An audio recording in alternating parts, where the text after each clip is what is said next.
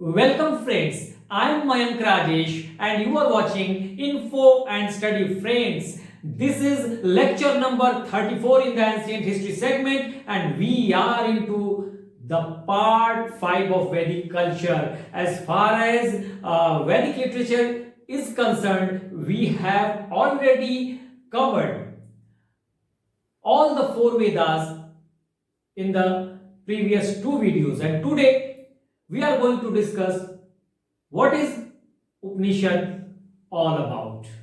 So let's start the class. दोस्तों हमने पिछले 2 वीडियो में वेदों को कवर कर लिया था जहां तक वैदिक साहित्य का सवाल है। आज की वीडियो में हम उपनिषद पे बात करेंगे, लेकिन उसके पहले उन बच्चों के लिए जो पहली बार मेरा वीडियो देख रहे हैं मैं बता दूं कि वैदिक लिटरेचर क्या है। एक रफ आइडिया दे देता हूं पिछले वीडियो का, ताकि आपको एक बेसिक आइडिया लग जाए। और वैसे डिटेल अगर देखना है तो आप जाकर पूरा वीडियो देख ले जहां तक वैदिक लिटरेचर का सवाल है। एज फार एज वैदिक लिटरेचर इज कंसर्न्ड, वैदिक साहित्य की जहां तक बात है तो वैदिक साहित्य में हम रखते हैं वेदों को।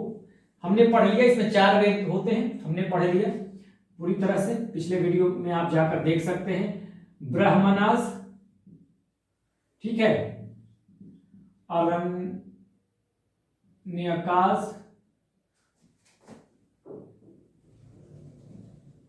और उपनिषदास, ठीक है। इसे आज हम देखेंगे, उपनिषद को आज हम समझेंगे, ठीक है। उपनिषदा को आज हम समझेंगे, ठीक है। डिटेल में समझेंगे। वेदों को हमने डिटेल में समझ लिया है, ठीक है। ब्राह्मण और अरण्यक को हमने बताया था कि हर वेद का ब्राह्मण है, हर वेद का अरण्यक है और हर वेद का उपनिषद है। तो इसका हम लास्ट में एक टेबल बनाएंगे जिसमें ब्राह्मण और अरण्यक भी आ जाएगा, लेकिन डिटेल हमें पढ़ना है आज ये।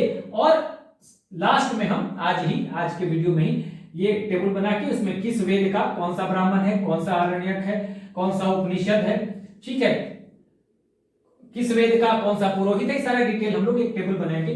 तो हमने ये बता दिया था कि जो सबसे महत्वपूर्ण है वेदा, ठीक है। तो ऋग्वेद हमने पढ़ लिया,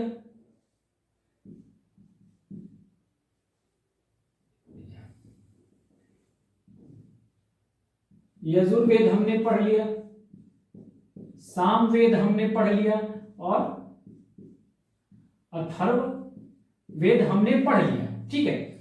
ये चारों हमने पढ़ लिया, वेदों को पढ़ लिया। वैदिक लिटरेचर में ये 4 चीजें हैं, 4 पार्ट है वैदिक लिटरेचर के, एक तरह से ये साहित्य है। हाँ, वैदिक साहित्य वेद है, ब्राह्मण है, अरण्यक है और उपनिषद है, ठीक है। तो हमने ये पढ़ लिया था।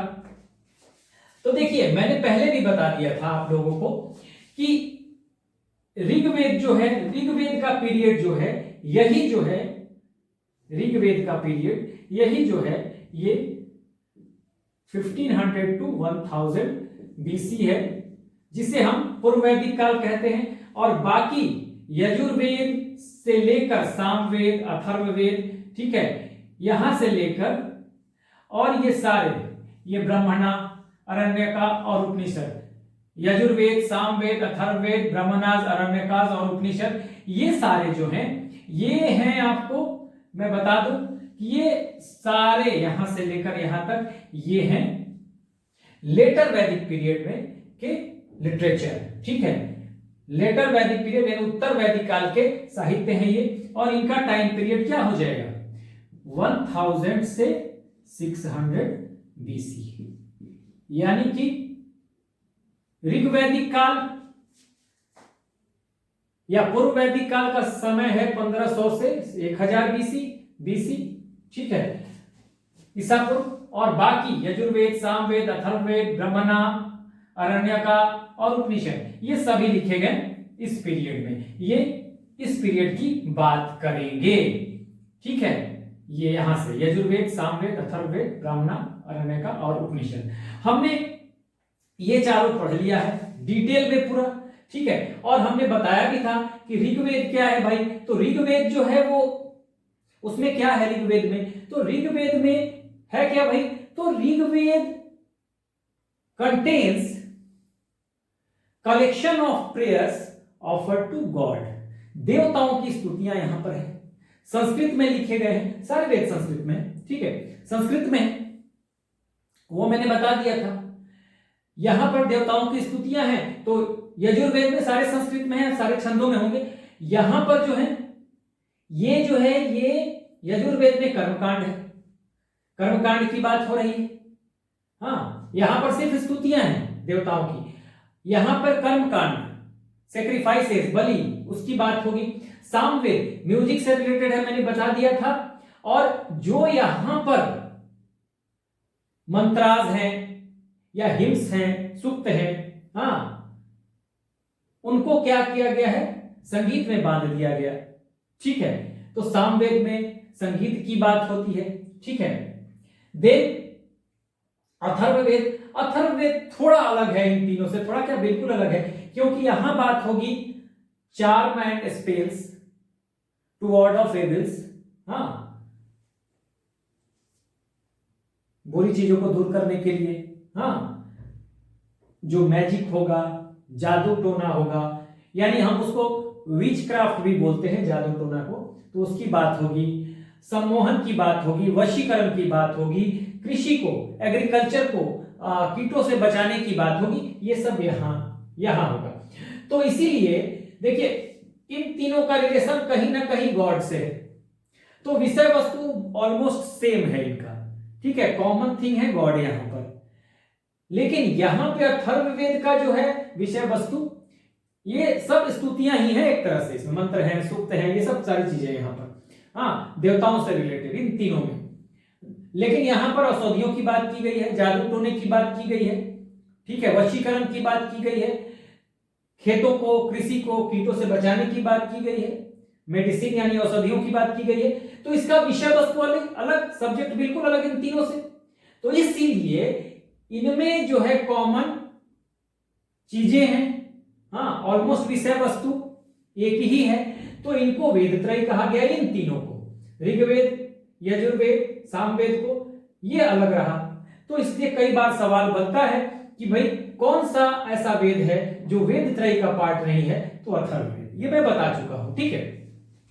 उसके बाद ब्राह्मणा क्या है, इसको समझ लीजिए। ब्राह्मणा जो है वो, ये सब संस्कृत में लिखे गए हैं, छंदों में लिखे गए हैं, ठीक है ना, छंदों में है, संस्कृत में है सारे वेदास। तो समझेगा कैसे, जनमानस की भाषा तो है नहीं, हाँ, कॉमन मास की भाषा नहीं है ये संस्कृत, तो इसको चूंकि लोग आसानी से समझ जाए, छंदों में है, छंद समझना मुश्किल है, संस्कृत में है, तो स्टोरी फॉर्मेट में ब्राह्मणास लिखा गया व्याख्या करके। वेदों की व्याख्या यहां पर है, यानी कि ब्राह्मणास क्या है, explanation of Vedas in the easy language, ठीक है। तो ये हो गया। अरण्यका, अरण्यका में क्या है कि दार्शनिक बातें हैं, हाँ, रहस्यवादी बातें हैं, और ये कैसे लिखा गया है, या तो विद्यार्थी हैं या सन्यासी हैं, वो जंगलों में रहकर वहीं पढ़ाई करके, वहीं पढ़कर जो लिखते हैं, फॉरेस्ट में, अरण्य का मतलब ही होता है फॉरेस्ट, ठीक है, तो वहां रहकर जो लिखते हैं उसे कहा गया अरण्यक, जो लिखा गया वो अरण्यक कहा गया, ठीक है। तो वैदिक लिटरेचर का, वैदिक साहित्य का ही पार्ट है ये सारा। तो वेद हमने देखा, ब्राह्मण देखा, अरण्यक देखा, और आज हम अभी डिटेल में उपनिषद देखने जा रहे हैं। So let's start discussing about Upanishad. तो इसे मैं मिटाता हूं। तो चलिए अब हम बात कर लेते हैं उपनिषद की, ठीक है। उपनिषद, उपनिषद हिंदी में लिखेंगे उपनिषद, ठीक है। अब इसका मतलब क्या होता है उपनिषद का, देखिए उपनिषद है क्या बेसिकली। उप का मतलब नजदीक, और नी का मतलब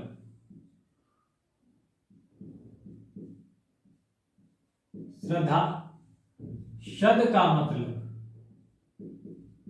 बैठना, हाँ, श्रद्धा से नजदीक बैठना। टू सिट डाउन क्लोजली, ठीक है, टू सिट डाउन क्लोजली आप लिख सकते हैं, टू सिट डाउन क्लोजली, और क्लोजली श्रद्धा से यानी विद डेडिकेशन। तो किसके नजदीक बैठना, किसके क्लोज बैठना, गुरुओं के क्लोज बैठना, गुरुओं के नजदीक बैठना, ठीक है। शिष्य जो हैं वो गुरुओं के नजदीक बैठ रहे हैं, and they would have a conversation, संवाद होगा गुरु और शिष्य के बीच, about the philosophical things like soul, आत्मा, परमात्मा, ब्रह्म, इनके बारे में बातें होंगी, ठीक है। तो इन बातों को जो एक लिखित रूप में जो इन बातों का कलेक्शन होगा वही जो है वो उपनिषद है, ठीक है। समझ के बात को। उपनिषद का मतलब गुरु के नजदीक बैठना और फिर उनसे वार्तालाप करना, संवाद करना, किस बारे में, सोल के बारे में, आत्मा के बारे में, परमात्मा के बारे में, ब्रह्म के बारे में, फिलोसॉफिकल बातें होंगी। और इस संवाद को जब एक रिटन फॉर्म दे दिया जाएगा, यही है Upanishad. As Upanishads are the end of the Vedas, the concluding part of Vedas. Upanishad जो है कंक्लूडिंग पार्ट है, वेदों के अंत में लिखे गए हैं, ठीक है। तो and of the Vedas, concluding part of the Vedas, यानी वेदों का अंत। तो इसका एक और नाम क्या हो जाएगा, वेदांत भी इसको कहा जाएगा, ठीक है। वेदांत, वेदों का अंत, वेदांत, ठीक है। तो ये भी कहा जाएगा इसे। तो मेरे ख्याल से ये आप समझ गए कि उपनिषद के बारे में क्या कहा गया, फिलोसॉफिकल बातें होंगी। बातें कैसी होंगी, तो बातें होंगी फिलोसॉफिकल, ठीक है। दार्शनिक बातें होंगी, दार्शनिक सिद्धांतों की बात होगी। तो यहां पर मैं लिख देता हूं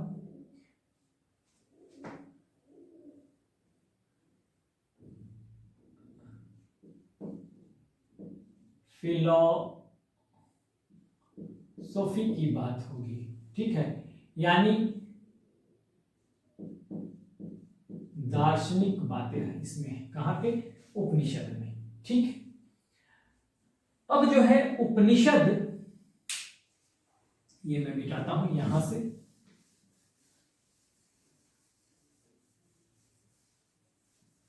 ये तो आप समझ लिए होंगे कि उपनिषद नाम क्यों पड़ा।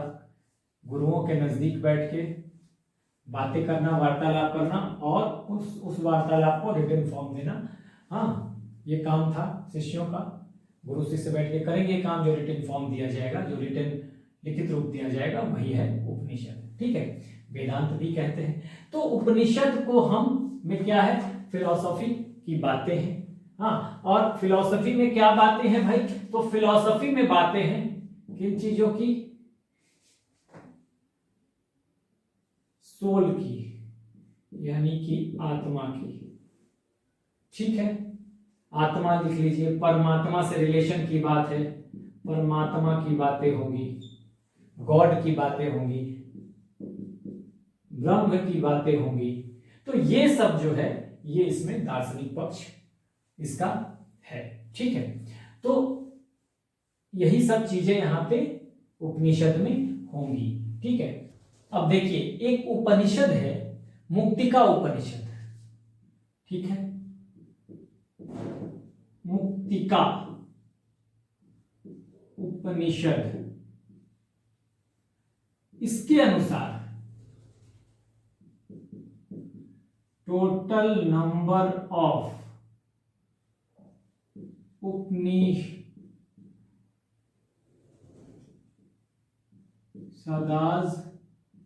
आर कितने हैं, 108, 108, 108। देखिए, मुक्तिका उपनिषद ये है, एक है।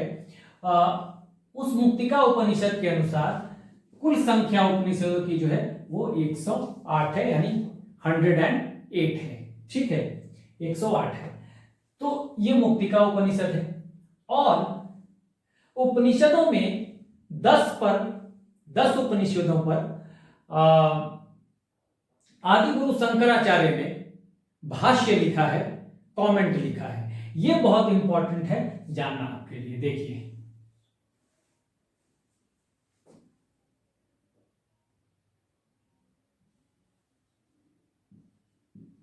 कमेंट, थोड़ा और ऊपर से मैं लिख देता हूं,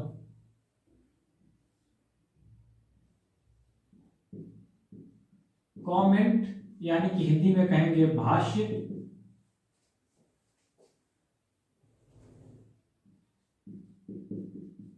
रिटन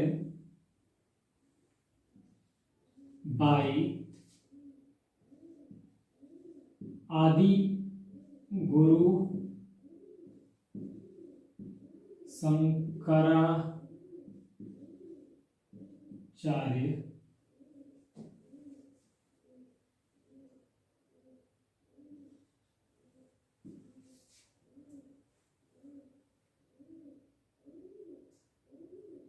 on 10 Upanishads. 10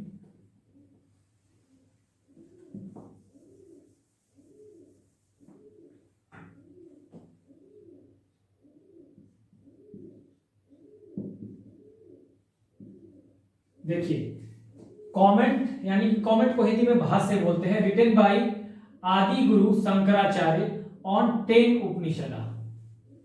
ठीक है,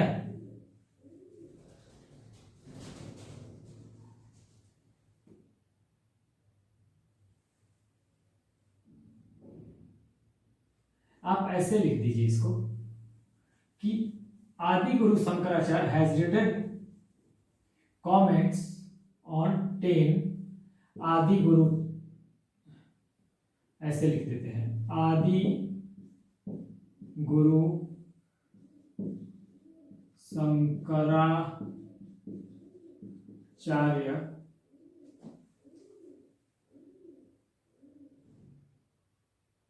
ने क्या लिखा है,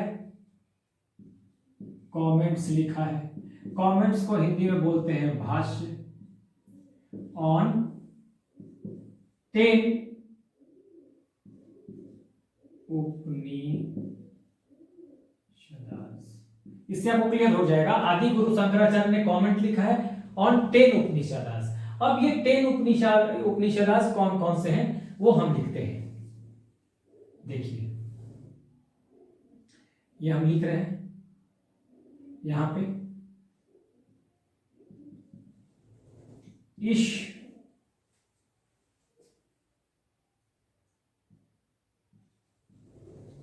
कट, देखिए कट बोलेंगे, ईश कट, या लाइन से मैं लिख देता हूं ऊपर से नीचे तक, ईश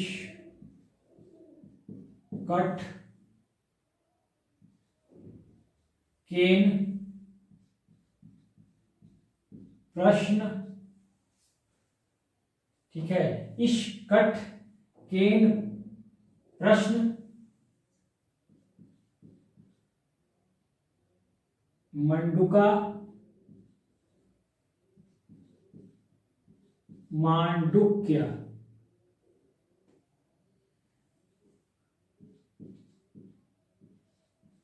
मांडुक्य, ठीक है, और उसके बाद 1 2 3 4 5 6 मांडुक्य, फिर आपको होगा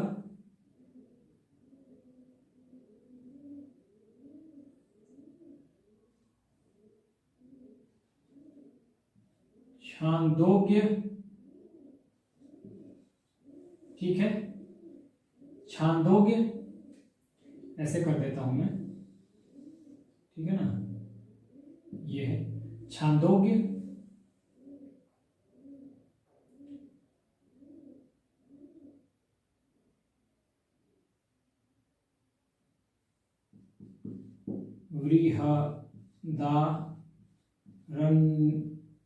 वृहदारण्यका, वृहदारण्यका, फिर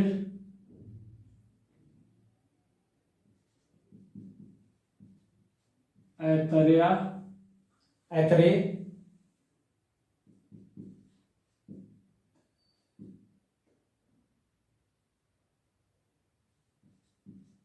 तैतरीय। ठीक है, 1 2 3 4 5 6 7 8 9 10, ये 10 जो हैं इस पर आदि गुरु शंकराचार्य ने भाष्य लिखा। ईश, कठ, केन, प्रश्न, मंडूका, मांडुक्य, छांदोग्य, बृहदारण्यक, ऐतरेय और तैतरेय। बृहदारण्यक, ठीक है, ये आप याद रखिएगा। अब देखिए इसमें जो है मांडुक्य स्मॉलेस्ट है, सबसे छोटा है, और बृहदारण्यक जो है लार्जेस्ट है। ये आपको ध्यान रखना है। अब कुछ बातें और हैं जो हमें जानना होगा, जैसे यहीं पे हम लिखते हैं, ठीक है, इसे मिटाता हूं मैं, दार्शनिक लिख दिया यहां पर। इसमें से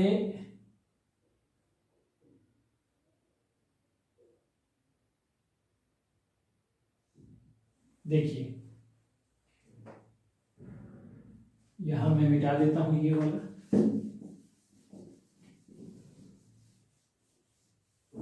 फिलॉसफी में यहां लिखा हुआ है दार्शनिक बातें। अब देखिए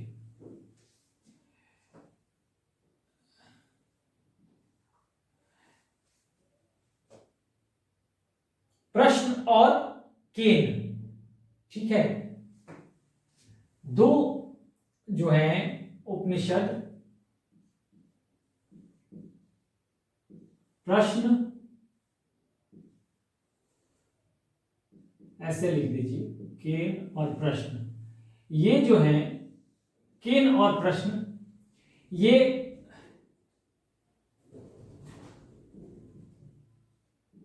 गद्य प्लस पद्य दोनों में है, यानी कि पोएट्री फॉर्मेट में भी है और स्टोरी फॉर्मेट में भी है। आप लिख सकते हो पोएट्री प्लस प्रोज। इन दोनों के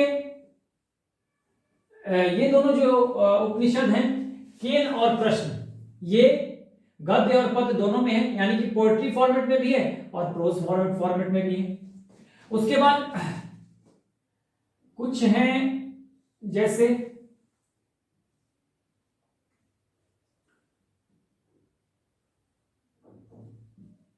कठ, ईश,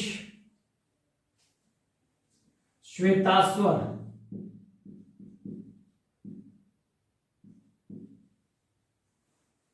ठीक है, श्वेतास्वर,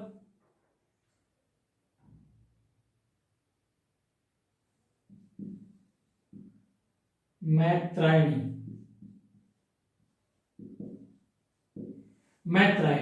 कठ, ईश, श्वेतास्वर और मैत्रायणी, ये जो हैं, ये चारों जो हैं, ये हैं, ध्यान रखिएगा, ये सिर्फ स्टोरी फॉर्मेट में है, यानी कि गद्य में है, स्टोरी फॉर्मेट में, ठीक है। तो देखिए जो इंपॉर्टेंट बातें यहां पर थी उपनिषद के बारे में, ये मैंने बता दिया है, आपको बता दिया। अब पूछा जाए कि उपनिषद जो है वेदांत किसे कहते हैं, तो भाई उपनिषद को कहते हैं। वेदांत में या उपनिषद में का थीम क्या है, तो फिलॉसफी है। किस बारे में, ये दार्शनिक बातें हैं, आत्मा के बारे में, परमात्मा के बारे में, ठीक है ना, ये है यहां पर।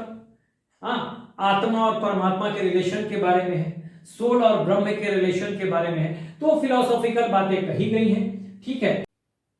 अब उपनिषद का मतलब क्या है, ये समझने के लिए मैंने अभी बताया आपको कि उप का मतलब होता है नजदीक, हाँ, नी का मतलब होता है श्रद्धा से, डेडिकेशन से, शब्द का मतलब होता है बैठना, हाँ, नजदीक बैठना, श्रद्धा से नजदीक बैठना, to sit down closely with dedication. और मैंने ये बताया किसके नजदीक, तो गुरु के नजदीक बैठेंगे। कौन बैठेगा, शिष्य बैठेंगे और फिर वो संवाद करेंगे, हाँ, उनके बीच में कन्वर्सेशन होगा, वार्तालाप होगा, किसके बारे में, तो अभी जो मैंने बताया दार्शनिक पक्ष के बारे में, आत्मा के बारे में, सोल के बारे में, हाँ, ब्रह्म के बारे में, आत्मा और परमात्मा के रिलेशन के बारे में, और उसी वार्तालाप को इसमें लिख दिया गया, वही उपनिषद है। चूंकि कंक्लूडिंग पार्ट है वेदों का, अंतिम हिस्सा है तो इसे एंड ऑफ द वेदास यानी वेदों का अंत वेदांत भी कहा गया। ये आपको ध्यान रखना है। हाँ, कहां पे कहा गया है कि उपनिषदों की कुल संख्या 108 है, तो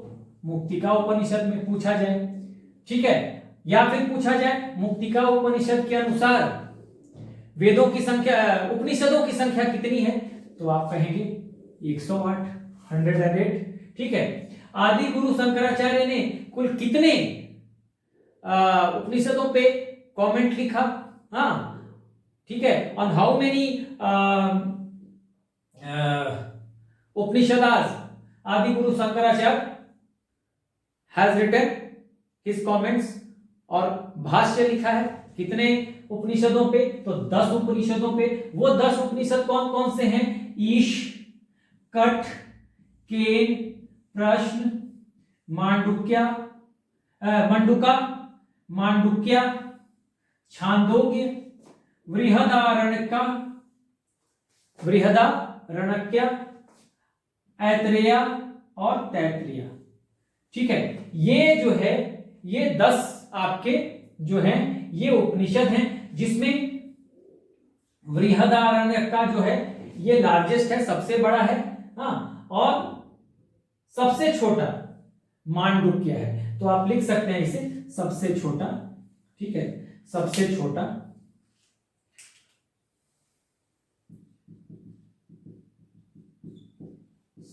छोटा उपनिषद, और ये जो है यानी कि सबसे बड़ा उपनिषद है, ठीक है। तो ये हो गया। तो उपनिषदों को भी हमने एग्जामिनेशन पॉइंट ऑफ व्यू से जितना भी इंफॉर्मेशन हमें कलेक्ट करना था हमने ऑलमोस्ट कर लिया, ठीक है। अब मैंने बताया भी था कि हमें डिटेल में पढ़ना था वेदों को और उपनिषद को, वो सारा हमने कवर कर लिया। पिछले 2 वीडियो में वेदों को कवर किया, यहां हमने उपनिषद को कवर किया। अब हम क्या करेंगे कि एक टेबल बनाएंगे, सारणी बनाएंगे, जिसमें कौन सा के वेद का कौन सा ब्राह्मण है, हाँ, और कितने प्रकार का है, कितने पार्ट हैं उस वेद के कौन से वेद का कौन सा ब्राह्मण है, कौन से वेद का कौन सा आरण्यक है, कौन से वेद का कौन सा उपनिषद है, क्योंकि हर वेद का उपनिषद भी है, आरण्यक भी है, सिर्फ अथर्ववेद का आरण्यक नहीं है, ठीक है, ब्राह्मण भी है। तो वो हम एक टेबल में बना लेंगे, साथ ही ये भी बना लेंगे कि किस वेद का पुरोहित कौन है। तो ये सब हम एक डिटेल सारणी यहां पर बना लेते हैं, और फिर उसको एग्जामिनेशन के पहले अगर आप देख लेते हैं तो ऑलमोस्ट सारी इंपॉर्टेंट चीजें वहां पर आ जाएंगी। तो हम अब एक सारणी बनाते हैं। फ्रेंड्स, तो अभी हम जिस टेबल की बात कर रहे थे, जिस सारणी की बात कर रहे थे, वो मैंने यहां पर बना दिया है ताकि आपको सुविधा हो। एक जगह आप एक टेबल में जो इंपॉर्टेंट जो चीजें हैं उनको आप देख सकें। देखिए यहां पर वेदों का मैंने नाम लिख दिया, एक बार समझ लीजिए, फिर मैं हट जाऊंगा तो आप स्क्रीनशॉट भी ले सकते हैं। सामने से मैं हट जाऊंगा।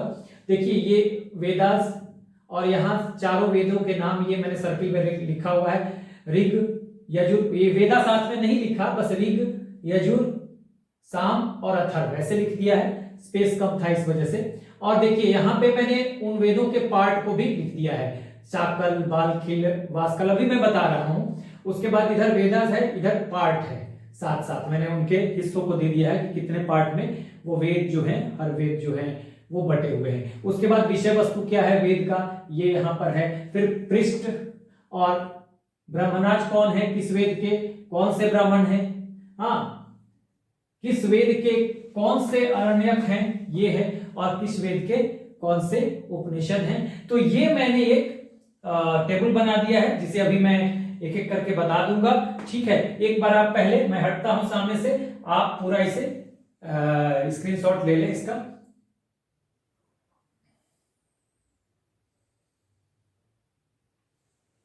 चलिए, तो अब देख लीजिए, ये टेबल बहुत इंपॉर्टेंट है, खासकर जब एग्जाम नजदीक हो। आप एक बार जल्दी जल्दी में इसे देख जाएंगे और इसे बार बार देखते रहें, बिल्कुल दिमाग में सेट हो जाएगा। क्योंकि ये बहुत समय लगता है, इसलिए मैंने एक साथ पहले टेबल बना लिया, उसके बाद मैंने आपको बताना शुरू किया। तो देखिए ऋग्वेद जो है यहाँ पर वेदों में ये ऋग्वेद, और ऋग्वेद के कितने पार्ट हैं? साकल, बालखिल और वास्कल, 3 पार्ट मैं बता भी चुका हूं, यहां टेबल में एक साथ है। सब्जेक्ट क्या है ऋग्वेद का? तो ऋग्वेद का प्रेयर्स ऑफ गॉड मैं बता चुका हूं। हाँ, collection of prayers offer to God, मतलब देवताओं की स्तुतियां हैं, और मैं पहले भी बता चुका हूं ये स्तुतियां जो हैं ये संस्कृत में है और छंदों में है, कविता के फॉर्मेट में। ठीक है, उसके बाद इसके जो पृष्ठ हैं, पुरोहित हैं, तो उन पुरोहित को क्या कहते हैं? होता या होत्री। ऋग्वेद के पुरोहित को या पृष्ठ को होत्री या होता कुछ भी कहेंगे, तो ये आपको ध्यान रखना है। ठीक है, उसके बाद ऋग्वेद में के ब्राह्मण जो है इंपॉर्टेंट देख लीजिए, ऐतरेय, कौशितकी और सांख्यायन। ऐतरेय, कौशितकी और सांख्यायन आपको याद रखना है।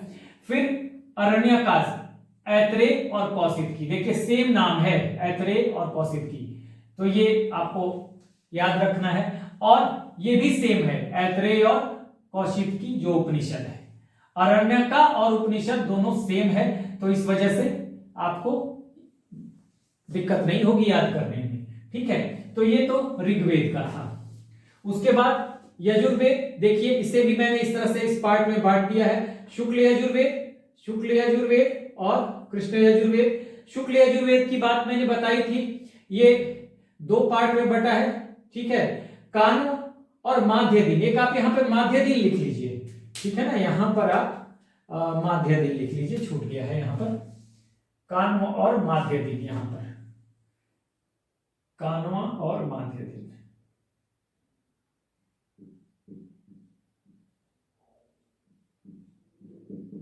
माध्य दिन,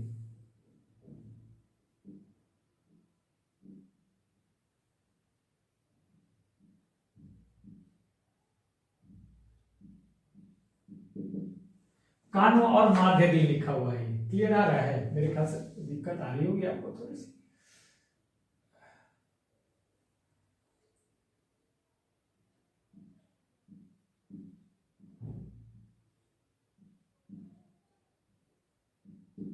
चलिए, ये 2 पार्ट है शुक्ल यजुर्वेद।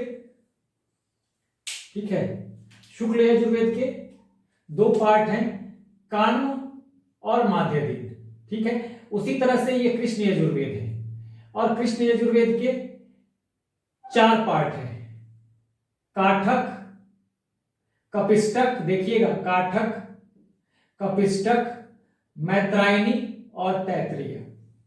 काठक, कपिष्टक, ये कपिष्टक, मैत्रायनी और तैत्तिरीय, तो ये आपको ध्यान रखना है।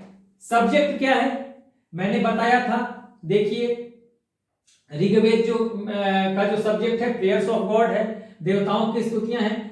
यहां भी संबंध तो देवताओं को खुश करने को ही लेके है, लेकिन यहाँ कर्म कांड होगा, हवन होगा प्रसन्न करने के लिए, बलि दी जाएगी, जो कि यहाँ नहीं है। ठीक है, तो विषय वस्तु थोड़ा चेंज हो गया, लेकिन ऑलमोस्ट ये सेम ही है, और संस्कृत में है, सारे वेद संस्कृत में है, और ये और ये 3 वेद, ऋग्वेद, यजुर्वेद और सामवेद का विषय वस्तु एक ही है, तभी इसे वेद त्रयी कहते हैं, मैंने पहले भी बता दिया।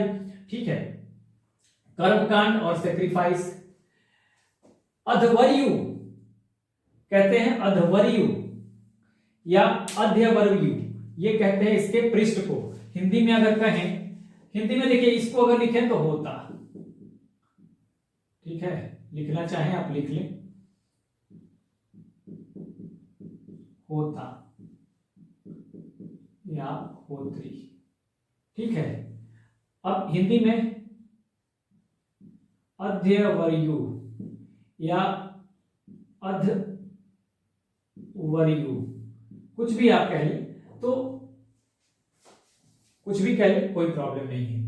तो यजुर्वेद के जो पृष्ठ हैं या पुरोहित हैं उनको अध्वर्यु कहा जाता है। ठीक है, अब यजुर्वेद का जो ब्राह्मण है, शतपथ, मैत्रायनी, ठीक है, शतपथ, मैत्रायनी और तैत्तिरीय, इसे आप याद रखें। यहां पर भी देखिए मैत्रेय और तैत्तिरायनी, जो यजुर्वेद का आरण्यक है, तो मैत्रायणी और तैत्तिरीय ये दोनों सेम ही है यहाँ पे, ठीक है। उसके बाद उपनिषद कौन कौन सा है यजुर्वेद का? बृहदारण्यका, ये सबसे बड़ा उपनिषद है, लार्जेस्ट, मैंने पहले भी बता दिया है, ठीक है। तैत्तिरीय, कठ, ईश, श्वेताश्वर, मैत्रायणी और महानारायण, तो ये आपको ध्यान रखना है। ये उपनिषद हैं किसके? यजुर्वेद के, ठीक है। उसी तरह से सामवेद को देख लीजिए। सामवेद के 3 पार्ट हैं, कौथुम, रानायणीय और जैमिनीय। ये मैं पहले सारा डिटेल पढ़ा चुका हूं, लेकिन यहां आपका एक जगह हो जाएगा, बहुत सुविधा होगी, ठीक है। सब्जेक्ट क्या है? विषय वस्तु, म्यूजिक, संगीत, गायन। मैंने बताया ऋग्वेद में जो छंदों में जो लिखे हुए हैं प्रेयर्स या हिम्स कह लें, सूक्त कह लें, हिंदी में सूक्त, ठीक है, या मंत्राज, उनको म्यूजिकल फॉर्म दे दिया गया, ठीक है, संगीत के फॉर्म में। तो इस वजह से ये इसका जो विषय है, सब्जेक्ट है, वो संगीत है, बट वो भी देवताओं से रिलेटेड है। तो इसीलिए ये और ये ऋग्वेद, यजुर्वेद और सामवेद का विषय वस्तु ऑलमोस्ट लगभग सेम है, तो इन्हें वेद त्रयी कहा जाता है। और अथर्ववेद जो है, अथर्ववेद में मैजिक, स्पिरिट, मेडिसिन की बात होती है, औषधियों की बात होती है, इसका विषय वस्तु अलग है, इसलिए वेद त्रयी से ये अलग है, ठीक है। आते हैं तीसरे पे, ये मैंने बता दिया सामवेद का, कौथुम, रानायणी, जैमिनीय, म्यूजिक इसका सब्जेक्ट है, विषय वस्तु है। उद्गाता इसका पृष्ठ या पुरोहित है इस वेद का, ठीक है। आप ब्राह्मणास देख लीजिए, जैमिनीय, पंचविश और सदाशिव, ध्यान रखिए, पंचविश, सदाशिव, जैमिनीय, 3 इसके ब्राह्मणास हैं। अरण्यक, छांदोग्य और जैमिनीय, छांदोग्य और जैमिनीय अरण्यक है इसके। उपनिषद, केन, छांदोग्य और जैमिनीय, यहां भी छांदोग्य और जैमिनीय कॉमन है, ठीक है, छांदोग्य और जैमिनीय। तो ये आपका उपनिषद हो गया, ठीक है। अब आते हैं आखिरी वेद, अथर्ववेद। और अथर्ववेद के कितने पार्ट हैं? 2 पार्ट इसके भी हैं, शौनक और पिप्पलाद, शौनक और पिप्पलाद, ठीक है। अब इसमें है क्या? मैंने बताया था कि इन तीनों से 1, 2 और 3, ऋग्वेद, यजुर्वेद और सामवेद, ठीक है, इन तीनों से इनका जो थीम है, सब्जेक्ट है, बिल्कुल अलग है। मैजिक है, या इसे आप विचक्राफ्ट कह ले, जादू टोना कह ले, या कहें कि charm and spell to ward off evil, बुरी आत्माओं से, बुरी चीजों से दूर रहने के लिए जो सम्मोहन, वशीकरण, इसकी बात की जाएगी, तो ये वो यही की जाएगी। स्पिरिट यानी कि भूत पिशाच, ठीक है ना। मेडिसिन, औषधि, तो ये आपको अथर्ववेद की बात हो गई, ये अथर्ववेद का सब्जेक्ट हो गया, इन तीनों से बिल्कुल अलग, इसीलिए अथर्ववेद जो है ये वेद त्रयी में नहीं है, ठीक है। एक चीज और, वेदों को हम संहिता भी बोलते हैं, जैसे ऋग्वेद संहिता बोल सकते हैं, यजुर्वेद संहिता बोल सकते हैं, सामवेद संहिता बोल सकते हैं, अथर्ववेद संहिता बोल सकते हैं। संहिता का मतलब ये होता है कलेक्शन ऑफ मंत्राज और हिम्स, श्लोकों का कलेक्शन, मंत्रों का एक कलेक्शन, ठीक है, इकट्ठे रूप में जहां पे कलेक्ट करके रख दिया गया एक जगह पे, ठीक है ना, तो उसको कहा जाता है संहिता। तो कहीं अगर आ जाए कि ऋग्वेद संहिता कहीं टर्म आ जाए तो चौंकिएगा मत, ठीक है। अब यहां पर हमने बता दिया मैजिक, स्पिरिट, मेडिसिन। अब देखिए पृष्ठ इनके कौन है? ब्राह्मण, ब्रह्मा, ठीक है, ब्राह्मण, ब्रह्मा, ये कुछ भी है ना, तो ये इस तरह का कोई भी टर्म होगा तो ये अथर्ववेद के पुरोहित हैं या पृष्ठ हैं। गोपथ इनका ब्राह्मण है, ठीक है, गोपथ इनका ब्राह्मण है। ब्राह्मणास क्या होता है मैंने बताया है, एक्सप्लेनेशन ऑफ वेदास। अरण्यक, जंगलों में रह के सन्यासी या विद्यार्थी जंगलों में रहकर वहीं पढ़ के जो बातें लिखी हैं गई हैं तो उसको अरण्यक कहा गया, ठीक है। उपनिषद तो पढ़ा ही चुका पूरा। उसके बाद एक अरण्यक ही है जिसका कोई एक अथर्ववेद ही है जिसका कोई अरण्यक नहीं है, ठीक है। तो अगर अब से पूछा जाए कि कौन सा ऐसा वेद है जिसका कोई अरण्यका नहीं है, कोई अरण्यक नहीं है, तो वो है आपका अथर्ववेद। हाँ, विच वेदास, हाँ, विच वेदा हैज नो अरण्यका, तो आपका जवाब होगा अथर्ववेदा। ठीक है, उसके बाद उपनिषद कौन सा है इसका, तो मांडुक्य, मंडुक, मांडुक्य और प्रश्न, मंडुक, मांडुक्य और प्रश्न, तो ये इसके उपनिषद हैं। ठीक है, तो अब जो है आप पूरा सारणी समझ चुके हैं, पूरा टेबल समझ चुके हैं, है ना। अब सारा सारणी आपको क्लियर हो गया होगा। इस सारणी को, इस टेबल को बार बार देखते रहेंगे तो आपको चीजें याद रहेंगी और एग्जामिनेशन के समय तो बहुत फायदा करेगा। सारा चीज लगभग है ना यहीं पे, ठीक है ना। एक बार देखें, और इसको तो रोज एक बार देख लीजिए, हर 2 दिन पे लगातार आप देखेंगे 10 बार तो चीजें याद हो जाएंगी। फिर आप हफ्ते दिन पे भी एक बार देखते हैं तो आपके दिमाग में वो सेट रहता है। So this is the end of the video. Do like, share and subscribe. Keep smiling, take care.